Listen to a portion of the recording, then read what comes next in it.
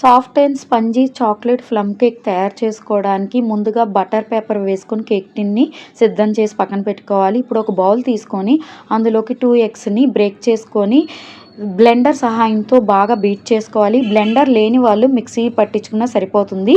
బాగా బ్లెండ్ చేసుకున్న egg మిశ్రమంలోకి 1 cup వరకు షుగర్ పౌడర్ యాడ్ చేసుకోవాలి. 1/2 కప్పు వరకు మిల్క్ యాడ్ చేసుకోవాలి. 1/2 కప్పు వరకు రిఫైండ్ ఆయిల్ యాడ్ చేసుకొని మిక్స్ చేసుకోవాలి. నెక్స్ట్ ఇందులోకి 1 స్పూన్ వరకు వెనీలా ఎసెన్స్ యాడ్ చేసుకొని మిక్స్ చేసుకోవాలి. తర్వాత 1 కప్పు మైదా పిండిలోకి 1/2 స్పూన్ బేకింగ్ సోడా, 1 స్పూన్ వరకు బేకింగ్ పౌడర్ యాడ్ చేసుకోవాలి.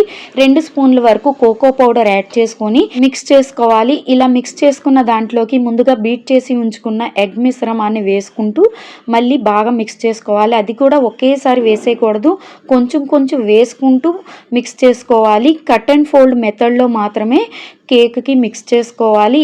ఎలా పడితే అలా కలిపేయకూడదు. ఇలా ఇదే విధంగా కొంచెం కొంచెం ఆ ఎగ్ మిశ్రమాన్ని వేసుకుంటూ మిక్స్ చేసుకోవాలి. ఇలా బాగా మిక్స్ చేసుకున్న దాంట్లోకి ట్రూటీ ఫ్రూటీ వేసుకోవాలి. ట్రూటీ ఫ్రూటీ ఇంట్రెస్ట్ ఉంటేనే వేసుకోండి, లేదు అంటే స్కిప్ చేసేయచ్చు. తర్వాత ఇందులోకి కాజు పీసెస్ని కూడా యాడ్ చేసుకొని ముందుగా బటర్ పేపర్ వేసి ఉంచుకున్న కేక్ టిన్లోకి ఇదంతా వేసేసుకొని స్టవ్ వెలిగించుకొని అడుగు మందంగా ఉండే ఒక పాత్ర పెట్టుకొని సాల్ట్ వేసుకొని పైన స్టాండ్ పెట్టి కేక్ టిన్ పెట్టుకొని ఫ్లేమ్ని మీడియం ఫ్లేమ్లోకి అడ్జస్ట్ చేసుకొని 35 to 45 మినిట్స్ ఉడికించుకుంటే స్పంజీ చాక్లెట్ ప్లమ్ కేక్ అయితే రెడీ అయిపోతుంది. కంప్లీట్గా చల్లారిన తర్వాత మాత్రమే ఈ బటర్ పేపర్ అనేది రిమూవ్ చేయాలి.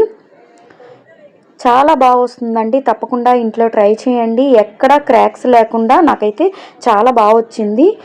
టేస్ట్ కూడా సూపర్గా ఉంది. ఈ వీడియో నచ్చితే తప్పకుండా ఒక లైక్ ఇవ్వండి.